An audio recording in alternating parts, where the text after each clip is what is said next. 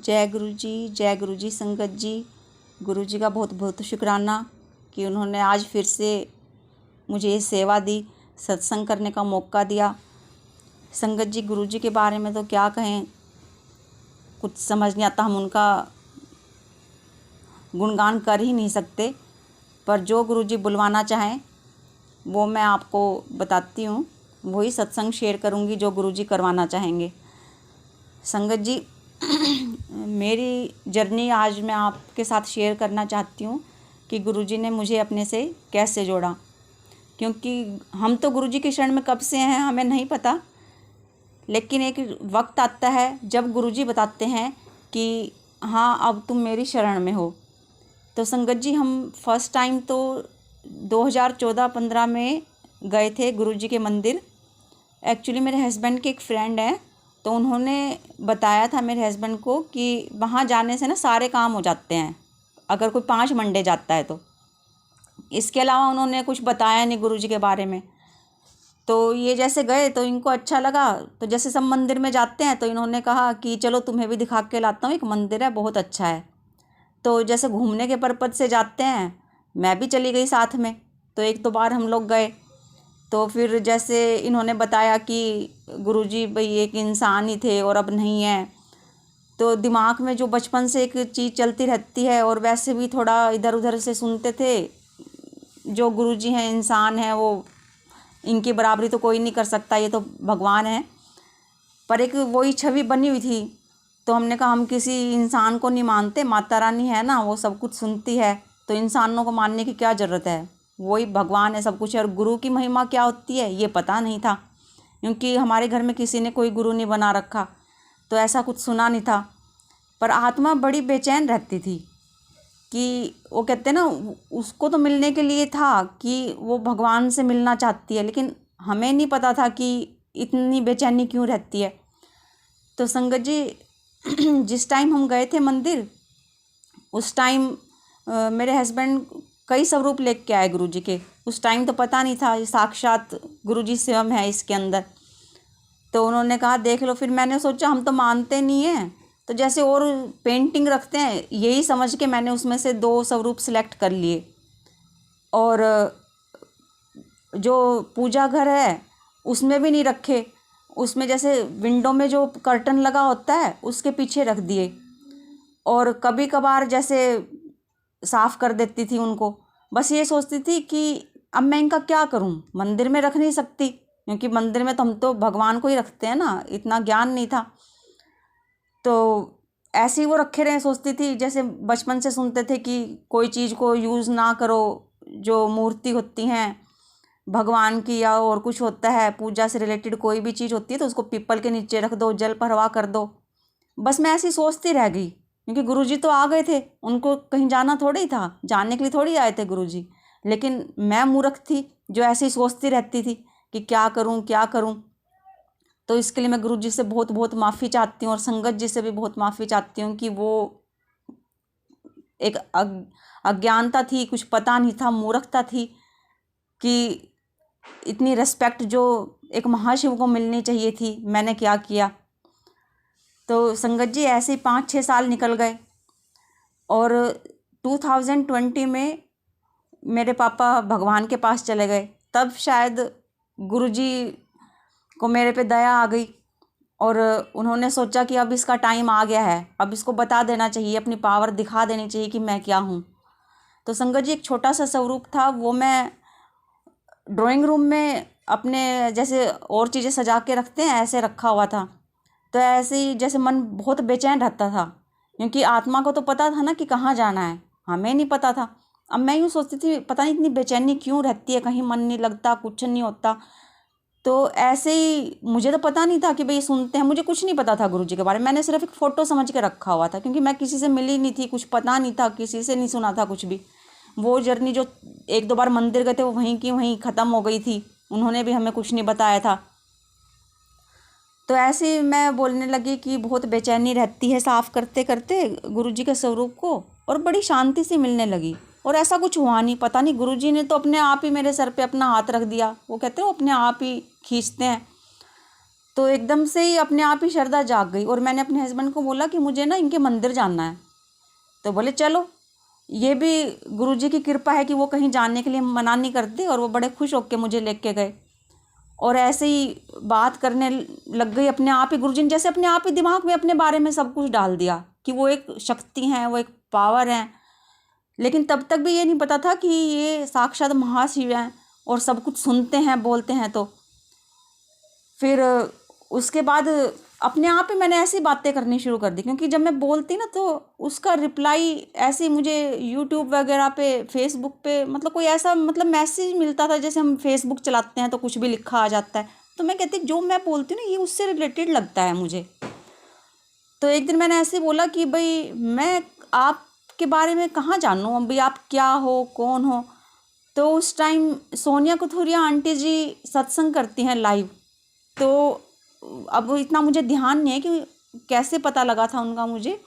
तो मैंने उनको रात को ऐसे लाइव सुना तो उन्होंने कहा कि मेरा यूट्यूब चैनल भी है, आप उसको सब्सक्राइब करिए और वहाँ भाई गुरुजी के बारे में जानिए ऐसे करके। तो मैंने फिर उनका वो यूट्यूब चैनल देखा।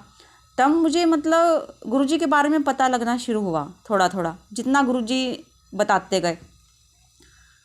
तो ऐसी बस श्रद्धा तो इतनी गुरुजी ने दे दी अपने आप ही कि उनका ये भी शुक्र है कि ऐसा कोई काम नहीं था, ऐसा कोई माड़ा वक्त नहीं था कि बहुत ज़्यादा ज़रूरी था। लेकिन गुरुजी ने सर पे हाथ ऐसा रखा कि श्रद्धा बहुत ज़्यादा आ गई। गुरुजी बड़े अच्छे लगने लगे कि तब तक भी ये नहीं पता था कि ये स्वरूप है इनका और ये साक्षात सुनते हैं हम जो भी बोलते हैं।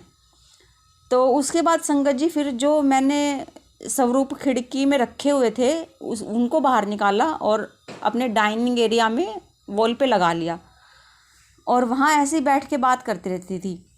तो फिर मैंने यूट्यूब पे जैसे सत्संग सुनने शुरू किए तो फिर उस पर मैंने बोला कि ये तो कोई ग्रुप भी होते हैं तो यहाँ भी कोई संगत होगी। तो मैं कहा उसमें मैंने कमेंट्स में डाल दिया कि गुड़गांव की कोई संगत हो तो मुझे प्लीज़ उसमें ऐड कर लो। तो संगत जी किसी ने मुझे ऐड कर दिया एक ग्रुप में और वहाँ पे फिर मुझे अमृत वेला के रिलेटेड मतलब वो मैसेज दिखाई देने लगे। तो मैंने गुरुजी से कहा कि गुरुजी अमृत वेला क्या होता है, क्योंकि हमने तो कभी सुना नहीं था, हम हिंदू परिवार से हैं, मैंने तो कभी नाम भी नहीं सुना था। अब रोज़ अमृत वेला के बारे में सुनाई दे। तो संगत जी इसके बारे में ज़्यादा नहीं बताऊंगी, मैंने अपने दूसरे सत्संग में शेयर कर दिया है। तो उसके बारे में फिर गुरुजी ने मुझे सब कुछ बताया। फिर ऐसे ही मतलब हर उसका आंसर मुझे मिलने लगा जो भी मैं बोलती। मैं वहाँ पे बैठे बैठे ऐसे ही गुरुजी की तरफ देखती रहती थी और बोलती रहती थी। मुझे नहीं पता था कि ये तो साक्षात सुन रहे हैं। तो संगत जी एक दिन क्या हुआ कि मेरी नीज़ है तो उसको ना थोड़ी प्रेगनेंसी में प्रॉब्लम हो रही थी, कंसीव करने में। तो मैंने उसको ऐसे ही बोला जैसे टेलीपैथी होती है, उस टाइम ये भी नहीं पता था कि गुरुजी टेलीपैथी करते हैं। तो बैठे बैठे गुरुजी ने टेलीपैथी की और मैंने उसी टाइम उसको फ़ोन किया। तो तब तक हमारे घर में कोई नहीं मानता था मेरे अलावा। तो मैंने उसको कहा कि माता रानी ने ना भाई हमें गुरुजी के उसमें ट्रांसफ़र कर दिया है, तो अब गुरुजी सुनेंगे तो गुरुजी को बोल। तो वो बोली कि बुआ जी नहीं, माता रानी भाई करेंगी तो करेंगी, नहीं तो कुछ नहीं हो सकता। फिर मैंने कहा नहीं नहीं तुम ना मंत्र जाप करो और भाई हो जाएगा। फिर वही बात ऐसे आई गई। तो मैंने एक दिन टेलीपैथी हुई तो मैंने उस टाइम उसको फिर फ़ोन किया। मैंने कहा गुरुजी ना ऐसे कह रहे हैं कि ना वो IVF के लिए ट्राई करने जा रही थी। तो मैंने कहा IVF नहीं करना है और तुम्हें ना बेटा होएगा और उसका नाम शिवांश रखना। तो एक खुशी तो हो ही जाती है। उसने कहा बुआ जी अगर ऐसा हुआ तो मैं ज़रूर उसका नाम शिवांश रखूँगी, पर ऐसा हो नहीं सकता क्योंकि डॉक्टर ने बोला है मेरी ट्यूब बंद है और IVF से ही कुछ होएगा। और भाई मेरे हस्बैंड भी अभी नहीं मानेंगे, वो तो मुझे लेके ही जा रहे हैं अब 2-4 दिन में।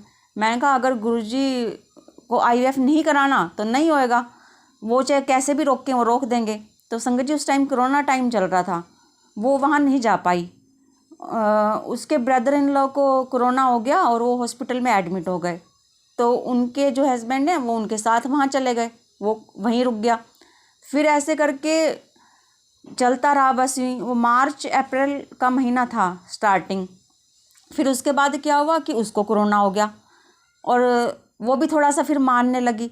तो जैसे मैं बताती थी उसको, मैंने कहा एक काम, उसको कोरोना हुआ और वो अपना रेस्ट कर रही है आराम से, और सब कहते थे ये कैसा कोरोना है, हंसती है, खाती है, बैठी रहती है, आराम फरमाती है, ऐसा कोरोना। तो सबको अब ये नहीं पता था ना गुरुजी अपनी लीला कर रहे हैं। हफ्ते 10 दिन में वो ठीक हो गई। उसको चाय प्रसाद वगैरह के बारे में मैंने बताया, उसने वो लिया, उसको कोई प्रॉब्लम नहीं हुई, आराम से वो सही हो गई। फिर सत्संग सुनाई दिया कि कोई एक संगत सत्संग शेयर कर रहे थे उस टाइम, तो उन्होंने कहा कि मुझे ना ऐसे ऐसे नहीं हो रहा था, और मेरा बर्थडे आया, नेक्स्ट डे मेरी तबीयत ख़राब हो गई, तो उसके बाद जब मैं डॉक्टर के पास गई तो मैंने कंसीव कर लिया था। तो गुरुजी का बहुत बहुत शुक्रिया। तो मैंने सोचा गुरुजी ने ये उसको आंसर दिया। मैंने उसको बताया, मैंने कहा देख तेरा बर्थडे आने वाला है और मैंने ना एक ऐसे ऐसे सत्संग सुना है। तो उससे पहले उसने कहा कि डॉक्टर ने भाई एक ऑपरेशन बोला है। मैंने कहा ऑपरेशन नहीं कराना गुरुजी, ऐसे ही कर देंगे सब कुछ। वो बाय चांस ऐसा वो बैठा, गुरुजी कहते हैं ना कि कोई बड़ा कष्ट छोटे में काटते हैं। जब वो डॉक्टर के पास गई तो उससे किसी की बात नहीं हो पाई और उसने वो एक छोटा सा ऑपरेशन करा लिया। पर संगत जी जब भी वो सक्सेसफुल नहीं हुआ था उसका ऑपरेशन, वो डॉक्टर बोली कि भाई नहीं हो पाया, ट्यूब नहीं खुल पाई। तो हमने उसको डांटा भी कि भाई सलाह ले लेनी चाहिए थी, वो सबसे छोटी है घर में। लेकिन वो बोली कि मैंने तो गुरुजी का नाम लेके करा लिया, गुरुजी आप कराना चाहते हो तो करा दो और नहीं तो रहने देना। तो वो तो एकदम से ही वो दोनों हस्बैंड वाइफ गए थे और डॉक्टर ने वो कर दिया। तो गुरुजी ने कोई वो उसका बड़ा कष्ट छोटे में काट दिया, जो कुछ करना था, जो IVF वगैरह होना था। तो ऐसे करते करते फिर बीच में उसके भाई की शादी आ गई, तो फिर वो नहीं जा पाई IVF के लिए। और उसका मई में बर्थडे होता है और उसके साथ वही हुआ सेम जो सत्संग हमें सुनाई दे रहे थे। और उससे पहले वो भी कहती कि जैसे उसको कोरोना टाइम आया ना, तो मैंने उसको कहा कि गुरुजी के बारे में जान, तो सत्संग सुन।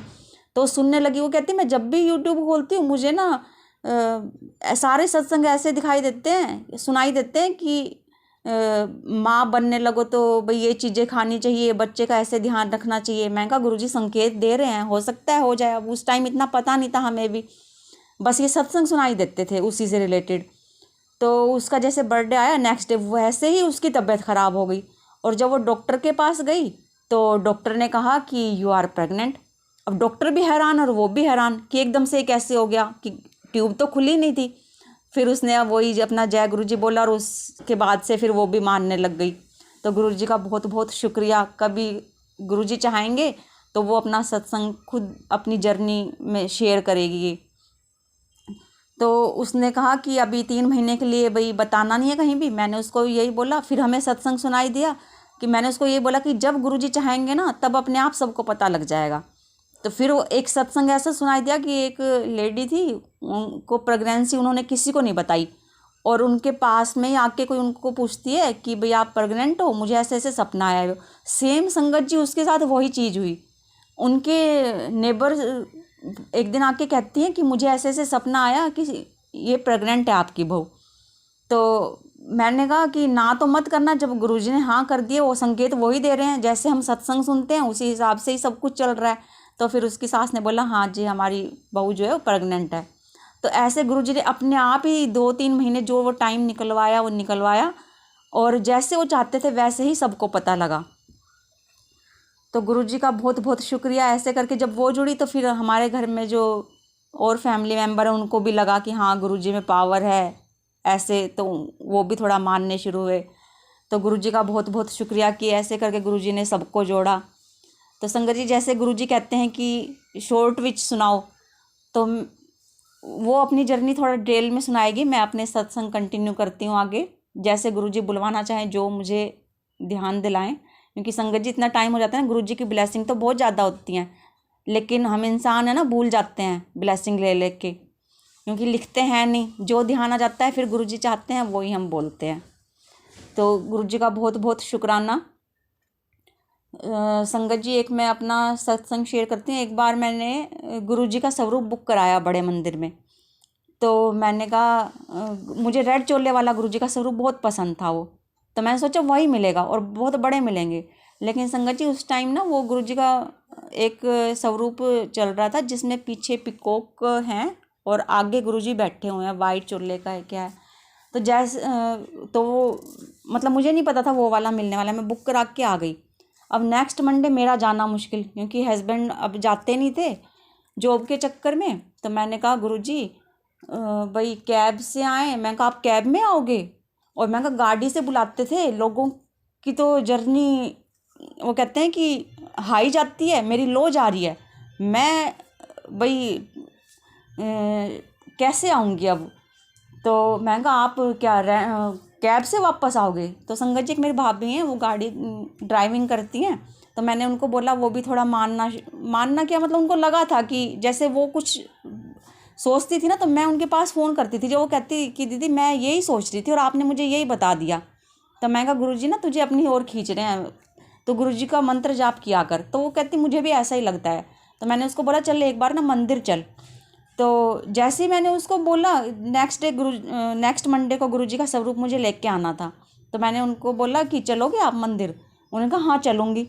और गुरुजी सच में फिर देखो कैब में नहीं आए, उनकी गाड़ी में ही आए। और उनकी गाड़ी बहुत पुरानी हो गई थी। मैंने कहा गुरुजी पुरानी गाड़ी में आओगे? चलो कोई नहीं, गाड़ी में तो आ रहे हो, जैसे भी कैब में तो नहीं आ रहे। तो संगत जी हम लोग मंदिर गए गुरुजी का स्वरूप लेने। तो जैसे ही मुझे वो स्वरूप मिला, मेरे मन में रेड स्वरूप की थी, मेरा मूड ना पता नहीं क्यों थोड़ा ऑफ हो गया। मेरे से ना दिखावा नहीं होता। तो गुरुजी उसके लिए भी माफ़ करें और संगत जी भी माफ़ करें। वो कहते हैं गुरुजी के तो सारे स्वरूप ही अच्छे होते हैं, गुरुजी अच्छे लगते हैं। जैसे कि मन में थी कि मुझे वो स्वरूप चाहिए। तो मैं उदास हो गई थोड़ा, और वो स्वरूप मैंने ले लिया क्योंकि बुक कराया था। और जैसे ही हम लोग स्टल सेवा में बैठे, उसमें इतनी फ्रेगरेंस रोज़ की, इतनी फ्रेगरेंस। तो मैंने उनसे अंकल से पूछा कि अंकल आपने कोई परफ्यूम वगैरह डाल रखा है क्या? उन्होंने कहा, बोले नहीं, बोले जो गुरुजी भाई फ्रेगरेंस दे वही आएगी। फिर मेरा दिल इतना खुश हुआ कि चलो इस स्वरूप के साथ ही गुरुजी आए हैं। फिर मुझे वो स्वरूप भी बहुत अच्छा लगने लग गया और मैं इतना मन से लेके आई फिर उस स्वरूप को, जो मैं उदास हो रही थी कि गुरुजी मुझे रेड चोले वाला स्वरूप चाहिए। तो गुरुजी का बहुत बहुत शुक्रिया कि पहली बार वो रोज़ की फ्रेगरेंस जो आई, पता लगा कि गुरुजी की ये फ्रेगरेंस होती है।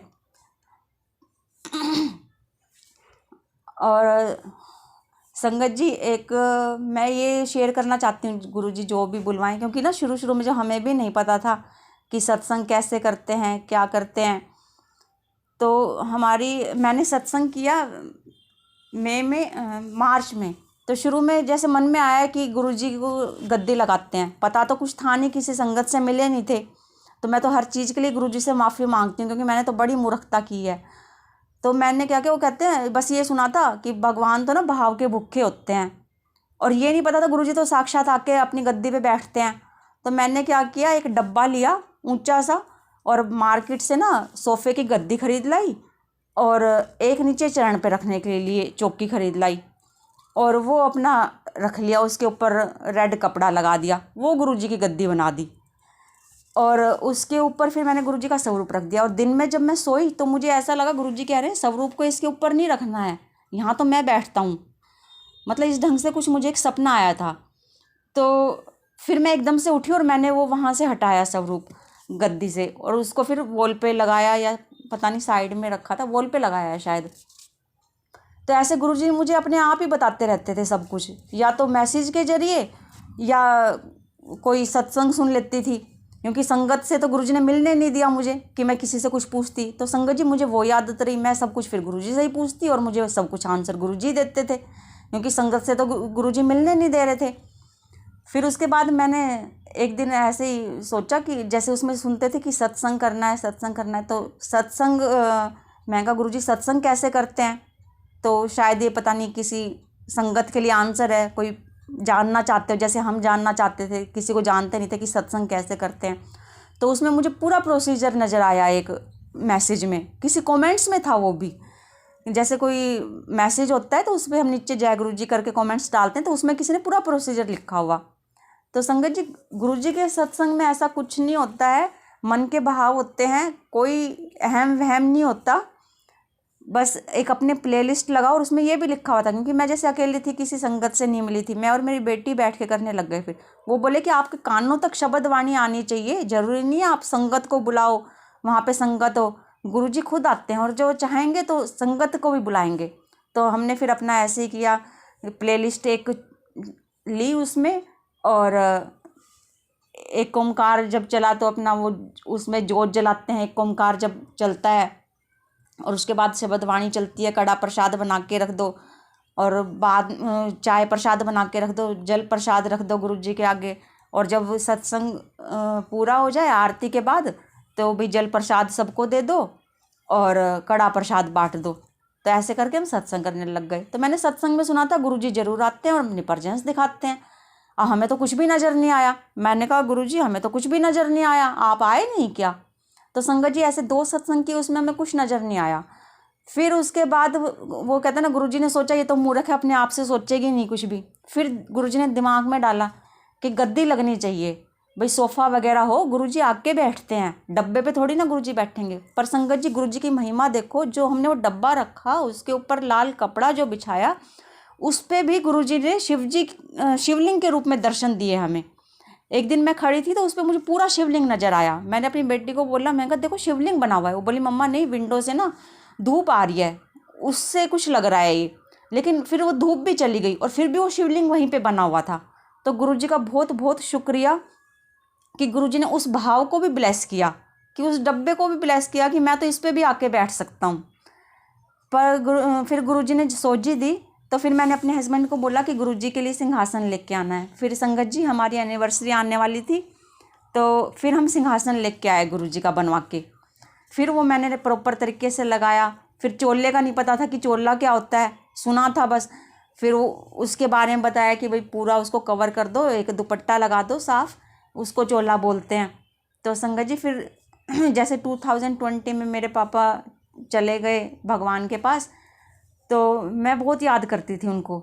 तो जब एनिवर्सरी वाला सत्संग किया तो मैंने गुरुजी को बोला, मैं कहा गुरुजी आप सबको भाई ऐसे दर्शन कराते हो। तो मैं बस बोल भी नहीं पाई थी, इतने में संगत जी उसके ऊपर चोले के ऊपर मेरे पापा के साक्षात दर्शन होने लगे। एक साइड गुरु नानक जी की और एक साइड उनके। अब मैं यूँ कह रही, मैं कहा गुरुजी मैं तो आपको मानती हूँ, गुरु नानक जी के दर्शन क्यों हो रहे हैं? और पापा के दर्शन देख के तो मैं कहा सच में गुरुजी आप तो सारे दर्शन कराते हो। मैं उस दिन इतना रोई कि गुरुजी ने मेरे को मेरे पापा से मिलवा दिया। और फिर वो है ना, फिर भी वहम रहता है कि दर्शन हो रहे हैं नहीं हो रहे हैं। फिर मैंने अपने हस्बैंड को बुलाया, मैंने कहा देखना आपको कुछ नज़र आ रहा है? तो उन्होंने कहा कि हाँ ये तो तुम्हारे पापा हैं। तो संगत जी ऐसे ना मैं जब भी याद करती गुरुजी मुझे उनके दर्शन कराते। फिर गुरुजी का मैसेज आया कि जो आत्मा चली गई है ना उनको वापस मत बुलाओ, इतना याद मत करो, उनको भी प्रॉब्लम होती है आने में। फिर मैंने गुरुजी के आगे हाथ जोड़े कि मैं कहा गुरुजी ठीक है, अब मैं आपको नहीं बोलूँगी, जब आपका मन हो ना तो आप दर्शन करा दिया करो। पर मेरे मन में वही सवाल कि मुझे गुरु नानक देव जी के दर्शन क्यों होते हैं और भगवान के दर्शन क्यों होते हैं, गुरुजी आपके दर्शन क्यों नहीं होते? मैं तो आपको मानती हूँ। फिर बाद में किसी सत्संग में गुरुजी ने सुनवाया कि गुरु नानक जी, शिव जी और गुरुजी तो एक ही हैं, इसलिए मुझे उनके दर्शन हो रहे थे। तो गुरुजी का बहुत बहुत शुक्राना। हर सत्संग में गुरुजी दर्शन देने लगे। हम जो मैट बिछाते उसके ऊपर भी दर्शन हो जाते थे।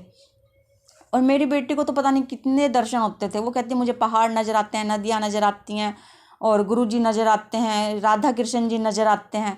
तो गुरुजी ने जो इतने दर्शन कराए उसका भी बहुत बहुत शुक्रिया। उस टाइम मेरी बेटी की संगत जी पढ़ाई चल रही थी, वो MBBS के लिए प्रिपरेशन कर रही थी। तो फर्स्ट ईयर में तो उसका नहीं आया था, क्लियर नहीं हुआ था नीट, मतलब क्लियर तो हो गया था पर उसके मार्क्स अच्छे नहीं आए थे, तो एडमिशन नहीं हो पाया था।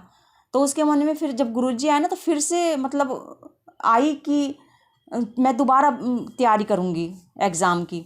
तो जैसे ही वो तैयारी करने लगी तो उसके मार्क्स तो अच्छे ही आते थे और लग था कि वो नहीं हो पाया उसका एडमिशन। तो जब उसने तैयारी शुरू की तो उसके बाद उसको अच्छे मार्क्स मिले। तो ऑनलाइन उसके पास गिफ्ट आया और उस पर लिखा हुआ था फ्यूचर डॉक्टर इज स्टडिंग। और मैंने उसको बोला देख गुरुजी ने ना तेरे को ब्लेस कर दिया है, अब तू डॉक्टर बनेगी, इस बार तो तेरा नंबर आके रहेगा। और संगत जी फिर वो जैसे रात को पढ़ती थी तो जैसे मुझे थोड़ा अमृत वेला के बारे में पता लगा था कि इसमें बहुत पावर होती है, मैंने उसको कहा रिंकू वीर जी का ना रात को अमृत वेला आता है, ऐसा क्या कर मंत्र जाप वगैरह चला लिया कर और रिंकू वीर जी का अटेंड कर लिया कर, साइड में चला के रख ले, पढ़ना तो तूने है ही सारी रात, तो तेरा अमृत वेला भी हो जाएगा। तो ऐसे करके गुरुजी ने उसका पूरे 8-9 महीने अमृत वेला कराया। और जब तक उसकी तैयारी चली संगत जी आप यकीन करेंगे गुरुजी सिंहासन पे उस पे चोले पे साक्षात बैठे हुए नजर आते थे। और मैं ही करती मैं इसको उतार के वॉश कैसे करूं, वो वेलवेट का था उस पर मिट्टी आ जाती थी थोड़ा, तो धोने को मन नहीं होता था कि गुरुजी बैठे हैं मैं इसको कैसे उतार के धोऊं। फिर एक दिन नीलम कपूर आंटी जी सत्संग कर रहे थे, तो मैंने उनसे पूछा, मैं कहा आंटी जी ऐसे ऐसे गुरुजी तो साक्षात बैठे रहते हैं और मैं उसको कैसे वॉश करूं? तो उन्होंने कहा कि बेटा आप ऐसे मिट्टी में थोड़ी रखोगे, उसको वॉश करो, गुरुजी फिर आके बैठ जाएंगे। फिर संगत जी वही हुआ, तो मैं उसको फिर वॉश करती थी और गुरुजी फिर आके बैठ जाते थे। तो उस टाइम भी एक टेलीपैथी में एक दिन ऐसे ही रूम के गेट पे खड़ी थी, मेरी बेटी उसी रूम में रहती थी जहाँ गुरुजी की गद्दी लगी हुई थी, गुरुजी उसको अपने पास रखते थे। तो मैंने कहा गुरुजी ऐसे कह रहे हैं तेरे को ना रशिया जाना है, और संगत जी हमारे दिमाग में दूर दूर तक नहीं थी कि हम उसको बाहर भेजेंगे, क्योंकि वो इतना अच्छा पढ़ रही थी अब कि ये था कि नंबर कहीं ना कहीं उसका आ ही जाएगा। तो उसने कहा मम्मा मैं इतनी मेहनत इसीलिए कर रही हूँ भाई, इंडिया से बाहर चली जाऊँ, ऐसा थोड़ी ना हो सकता है। अब उसको भी गुरुजी से लगाव हो गया, तो कहती मैं बड़ा मंदिर छोड़ के कहीं नहीं जाऊँगी, गुरुजी को छोड़ के कहीं नहीं जाऊँगी। मैंने कहा पता नहीं क्यों ऐसा लगा, और रशिया का तो हमारे दिमाग में कोई नाम ही नहीं था, कभी सुना ही नहीं था कि वहाँ भेजेंगे। संगत जी उसका रिजल्ट आया, फिर उसके मार्क्स थोड़े कम आए, और जबकि एडमिशन तो उस टाइम लेट हो रहे थे थोड़ा, हमने एडमिशन का भी वेट नहीं किया। उससे पहले गुरुजी ने उसका एक दिन अपने आप ही अचानक से पासपोर्ट बनवा दिया। उसके पापा कहते हैं रिजल्ट आने से पहले एक दिन इसका पासपोर्ट बना देते हैं। मैंने कहा क्या जरूरत है, इसको कहीं जाना तो है नहीं। बोले कोई बात नहीं, पड़ा रहेगा। और हम अपना बस ऐसे कर, जैसे गुरुजी ना हाथ पकड़ के चलवा रहे थे कि कर लो ये काम, उसका पासपोर्ट भी बन के आ गया। फिर एक दिन वो ऑफिस में बैठे हुए थे, तो कोई ऐसे ही बैठा हुआ था साथ में कलीग उनका, तो उन्होंने कहा भाई मेरा साला ना कजाकिस्तान से करके आया है और वहाँ की फ़ीस भी ठीक है और वहाँ पे सब लोग जाते हैं MBBS करने के लिए। तो इन्होंने आके बताया, तो मैंने कहा हाँ हमें क्या करना है भाई, इसका तो यहीं पे करना है। फिर हमने वो ड्रॉप कर दिया आइडिया, और जब इसका रिजल्ट आया तो नंबर थोड़े कम आए, तो ये रोने लग गई मेरा एडमिशन तो अब कहीं नहीं होएगा। मैं कहा गुरुजी ने अगर कहा है कि भाई तेरा एडमिशन होना है, डॉक्टर बनना है तो बनना है, अब वो गुरुजी जाने कैसे, गुरुजी कैसे करेंगे, उस टाइम हमें भी इतना नहीं पता था। बोले गुरुजी कैसे करेंगे भाई, मेरे मार्क्स ही नहीं है। तो मैं कहा वो गुरुजी जाने कैसे करेंगे। और संगत जी फिर वो वैसे जहाँ से वो कलीग ने बताया था उनसे बात की, और इसका वहाँ का रशिया का हो गया। अब वो बाद में पता लगा कि ये भी एक टेलीपैथी होती है। देखो कि गुरुजी ने तो पहले ही बता दिया था कि इसको रशिया जाना है, और अचानक से ही सब कुछ हो गया, और वो कैसे गई हमें भी नहीं पता। फिर उसका सामान इतना ज़्यादा हो गया था, बोले कि पहले ये था कि 22 kg ले जा सकते हैं, हम सामान ज़्यादा हो गया, फर्स्ट टाइम जा रही थी, हमें भी नहीं पता था कि आ दें क्या ना दें। मैंने कहा रख ले जो रखना है, वो गुरुजी की मर्जी है कि जितना सामान वो पहुँचाएंगे। संगत जी हमने कुछ कम नहीं किया, और वो करते करते मैसेज आ गया कि 42 kg लगेज ले जा सकते हैं, और उसका सारा सामान गया। और जब वो गई तो कह रही मम्मा वहाँ पे सबका सामान खुल गया कि ये एक्स्ट्रा है, ये एक्स्ट्रा है। और बोले मेरे सामान को किसी ने हाथ नहीं लगाया, पूरा लगेज ऐसे ही आराम से निकल गया। तो संगत जी गुरुजी का बहुत बहुत शुक्रिया कि वो अपने आप ही अपनी संगत का ख्याल रखते हैं, हमें तो सोचने की ही ज़रूरत नहीं पड़ती। तो जब वो चली गई तो संगत जी मैं तो बड़ी इमोशनल हूँ, लेकिन मैं बिल्कुल नहीं रोई। गुरुजी ने इतनी पावर दी कि मुझे रोना ही नहीं आता था। तो एक दिन मैंने गुरुजी को बोला गुरुजी आपने भेजा है उसको, आप उसके साथ हो तो आप ना अपनी प्रेजेंस दिखाओ। तो संगत जी नेक्स्ट डे ही उसकी एक पिक आती है, वो कहती है मम्मा देखो आज ना हम लंच के लिए गए तो मेरी फ्रेंड की जीन्स के ऊपर ओम बन गया। तो मैंने गुरुजी का इतना शुक्रिया किया कि गुरुजी मैंने तो कल ही बोला था और आज ही आपने उसको दर्शन दे दिए। तो संगत जी जैसे ही बोलते ना कुछ भी, गुरुजी इतना ध्यान रखते हैं कि वो अपने आप ही आगे से आगे इतना ध्यान रखते हैं सब कुछ कि शुक्रिया करने के लिए वर्ड्स ही नहीं है। तो संगत जी वो भी अपनी जर्नी कभी जब गुरुजी शेयर कराएंगे तो करेंगे, मैं शॉर्ट में इनका थोड़ा थोड़ा कर देती हूँ। तो गुरुजी का बहुत बहुत शुक्रिया। बाकी गुरुजी जो नेक्स्ट में कराएंगे तब मैं करूँगी, क्योंकि संगत जी थोड़ा टाइम ओवर हो जाता है। तो गुरुजी कहते हैं कि थोड़ा थोड़ा ही शेयर करना चाहिए। पर संगत जी मैं एक बात सबसे कहना चाहूँगी कि जब भी सत्संग हो शब्द वाणी चलाएं। आजकल ना लोग भजन चला लेते हैं, बीच में जो भजन होते हैं आप अपनी प्लेलिस्ट बना लीजिए, बीच में थोड़ी बहुत कई बार ऐड आ जाती है, उससे कुछ नहीं होता, आप उसको म्यूट कर दीजिए उस टाइम पर शब्द चलाइए। क्योंकि गुरुजी कहते हैं कि शब्द से ही तुम्हें ब्लेसिंग मिलती है, तुम्हें अपने आंसर मिलते हैं। अब एक दिन क्या हुआ था संगत जी, हमारे यहाँ पे ना सत्संग होते हैं, तो उसमें जब गुरुजी का समाधि दिवस आया तो उन्होंने जो वो सैड सॉन्ग है ना वो चला दिए। अब मूड तो बड़ा ख़राब हुआ, उस टाइम बोला भी नहीं किसी को कि मतलब संगत सब कुछ जानती है फिर भी मतलब मानती नहीं है कि गुरुजी ने कहा है शब्द वाणी चलाओ तो शब्द वाणी ही चलाओ। लेकिन अपनी अपनी सोच है, गुरुजी उनको भी सोझी दें और वो शब्द वाणी चलाएं। तो संगत जी भजन वगैरह तो हम अपने आप भी सुन सकते हैं, कभी भी सुन लो। अब संगत जब सत्संग में आती है, अपना टाइम निकाल के आती है, तो प्लीज़ सबसे रिक्वेस्ट है कि आप शब्द वाणी चलाएं, जिससे उनको ब्लेसिंग मिल सके, उनको उनके आंसर मिल सके। अगर कुछ गलत लगे तो मैं माफ़ी चाहूँगी, गुरुजी माफ़ करें, संगत जी माफ़ करें।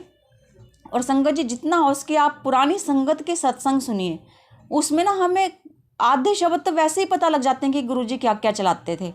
वो हर शब्द बता देते हैं कि ये शब्द गुरुजी उस टाइम चलाते थे, तो हमारी प्लेलिस्ट तो वैसे ही तैयार हो जाती है। तो बाकी गुरुजी जो शेयर कराना चाहें वो मैं नेक्स्ट सत्संग में कुछ जो गुरुजी ने बताया किसी भी चीज़ के बारे में, संगत जी शब्द भी और कुछ दवाइयाँ भी मैं वो शेयर करूँगी। तब तक के लिए जय गुरु जी, शुक्राना गुरु जी। संगत जी अगर कुछ भी गलत लगे तो प्लीज़ मुझे माफ़ कर दीजिएगा, क्योंकि अभी इतनी सोची नहीं है किसको क्या बोलना है, पता नहीं।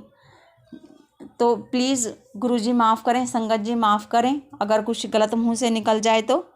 और नेक्स्ट में संगत जी आप ज़रूर सुनिएगा, उसमें कुछ जैसे गुरुजी कहते थे ये खाना चाहिए या शब्द वाणी के शब्द, वो मैं बताऊंगी। और जितना हो सके आप पुरानी संगत के सत्संग सुनिए, आपको अपने आप ही सब कुछ पता लग जाएगा। जय गुरु जी, शुक्राना गुरु जी, अनंतम अनंतम अनंतम शुक्राना गुरु जी।